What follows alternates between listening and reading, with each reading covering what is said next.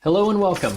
I'm Dr. Troy Munson at Infinity Whole Health, and we're going to be talking about blood work. And there's a lot of people out there that are, maybe we're sick, maybe you're not feeling well, maybe you're wondering if your child should have blood work, if there's something wrong, you suspect something, maybe you're just wondering if you're really healthy. Well, blood work can actually tell us all those things. We're going to talk about a little bit about how to read blood work, about why, who, what, where, when, how much, all those things we're going to cover tonight in basically demystifying blood work. And by the end of tonight, I hope that you have an idea of really, man, blood work sounds like kind of the cat's meow, so to speak. I kind of want that done. And so if those are things that you're thinking about too, know that it's one of the things we do in our office that we can really fine tune a nutritional program with blood work. And why is it so important to do that? So we're going to cover all that. So it's going to be fun. A little bit of house cleaning rules before we begin. For those of you that are tuning in, if you have questions and concerns, please, by all means, go to our chat and go ahead and type in any questions, and I'll get to those at the end. If you are seeing this recorded and you have questions, you're like, hey, I really want to know this, or could you expand on this concept? Great. Message us right here at Infinity Whole Health on the Facebook page, and I'll get back to you. So let's jump in. So blood work, why? Why blood? Why not something else? Well, blood seems kind of obvious. And again, a lot of the medical profession likes to depend on blood work. And I'm going to talk about what their ideas of normal are as compared to what a holistic idea of normal is. But at this point, let's just say that blood carries kind of everything. All of our hormones tend to go into the blood, even when we're in the sun, like right now, it's starting to be summertime, and we get vitamin D that's made in our skin. It's carried now from our skin to the blood with calcium and a good fat, and it's stored into another tissue. And so it has its effects somewhere else. It has to go through the blood to do that. All of testosterone for men and progesterone and estrogen for women, all of our hormones travel through the blood. All of our thyroid hormones travel through the blood. All of our nutrients to get to the cells travel through the blood. And of course, oxygen. So there's a lot of things happening in the blood, and it's a wonderful place to really get a great idea of how is your liver functioning? How are your kidneys functioning? How is your heart functioning? How is your digestive system functioning? How is your immune system functioning? All this we can learn from blood and much, much more.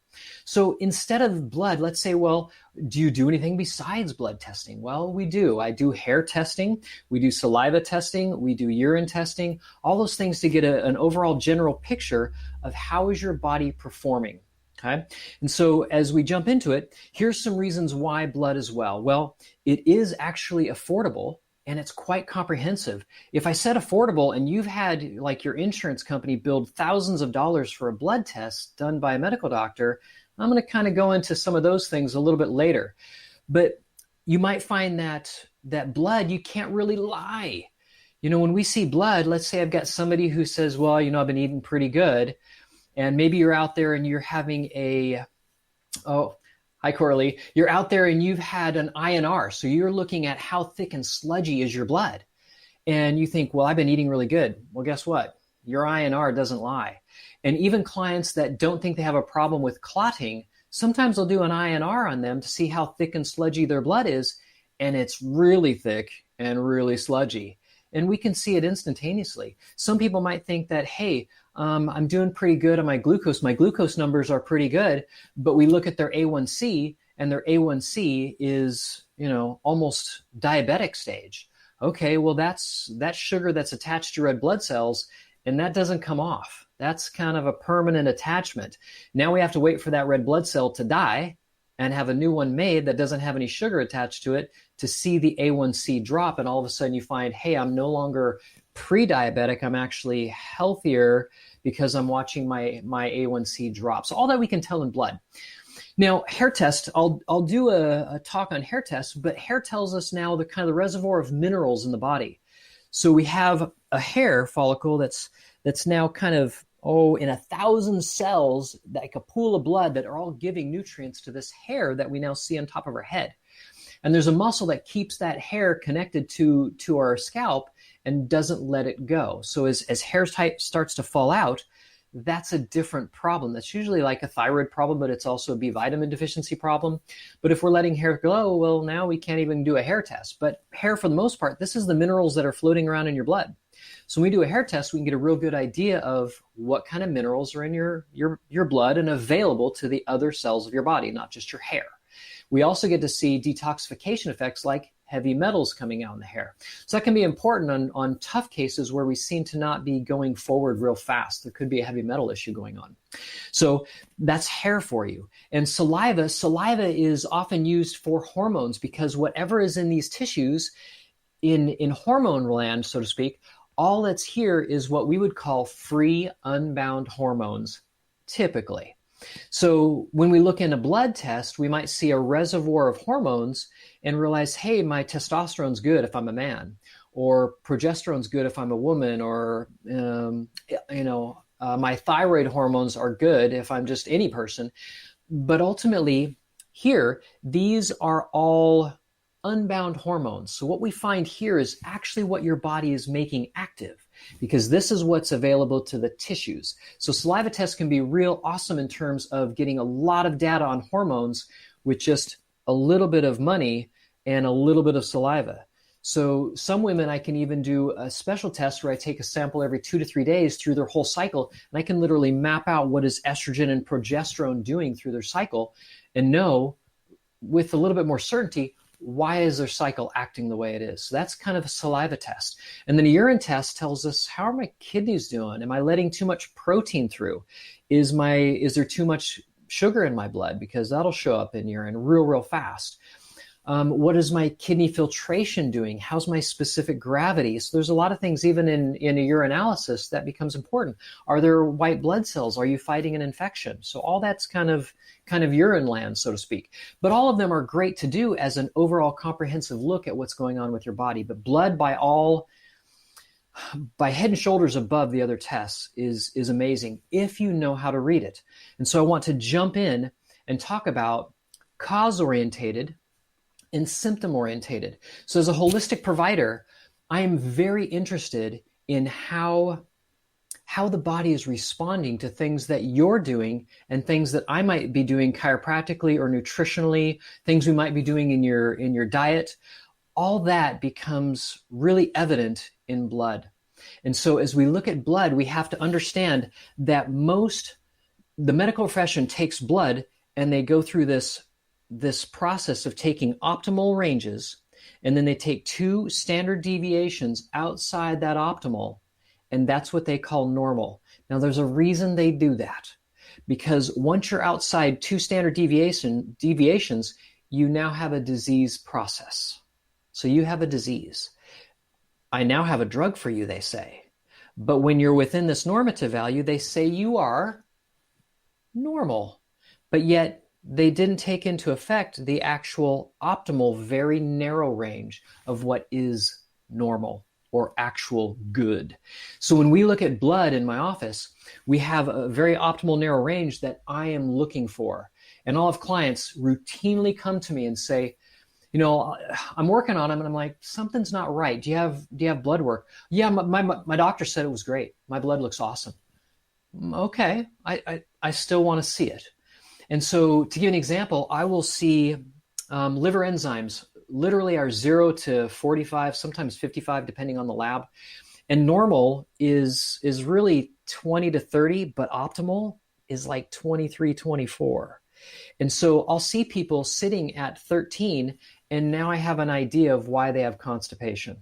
Hey, your liver enzymes are really low, meaning your liver is really sluggish. It doesn't do its job real well. And so if your liver doesn't do its job, it doesn't produce bile, it doesn't lubricate the gut, you can't go to the bathroom. And I'll see that on a blood test real fast.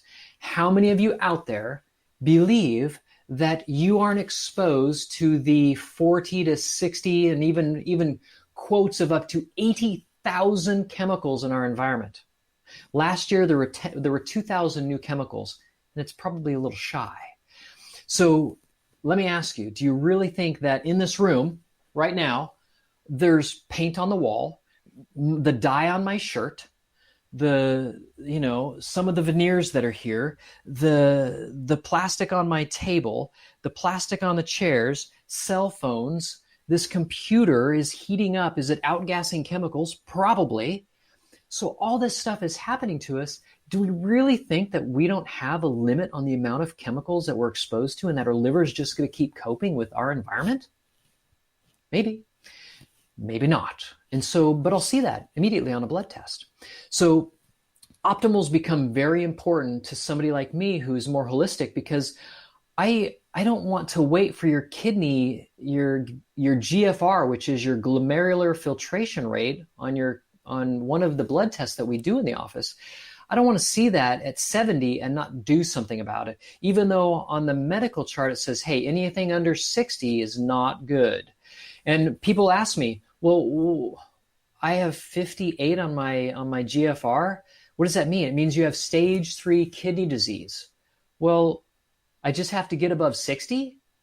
And they'll look at me kind of funny and they'll say, what am I at 59? Am I like stage 2? I said, no, at 59, you're still stage 3 kidney disease. Well, what am I at 60? If that's what I'm going for, you're still at stage 3 kidney disease at 60. What? Well, that's not right. I said, I agree. That's not a normative value in my book. Normative for the kidney's function would be above 95. And I'll see a lot of clients in the 70s and 80s, but yet the medical professionals say, hey, your kidneys are great. And I have to tell people that at 75, you're at stage 1, stage 2 kidney disease. Would you like to start doing something now, or would you like to wait until you're at 59? No, I think I'd like to do something now. I agree with you. I would like to do something too.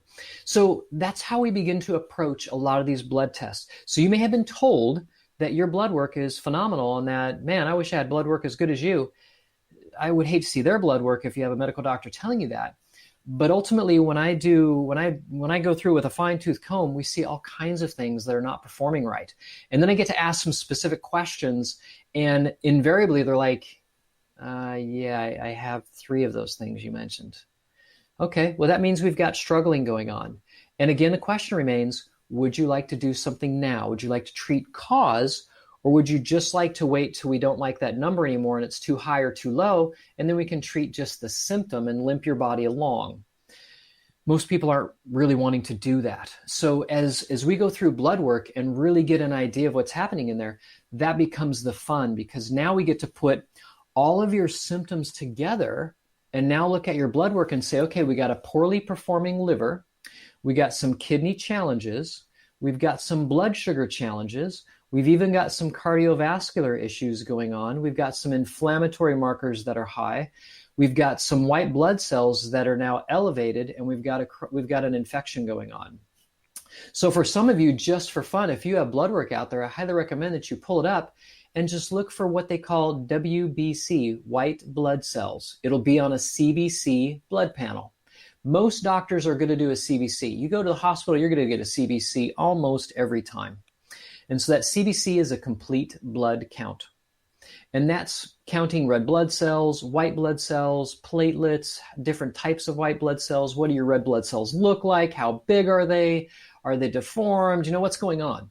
And so white blood cells are our immune cells, and they should be in a pretty narrow range. And the medical profession has a very wide range. I'm always shocked when I see somebody even below outside of their normative values.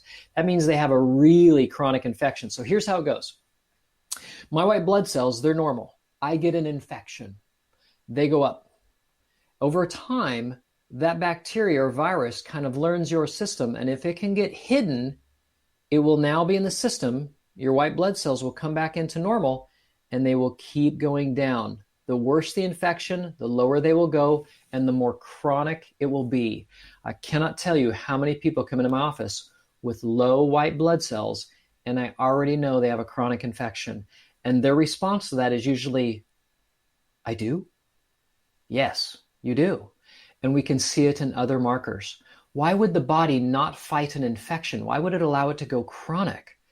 It would do that because it doesn't have the energy and the fortitude and the mineral capacity and the vitamin capacity and the protein capacity and the fat capacity to run systems efficiently enough to kick out that intruder.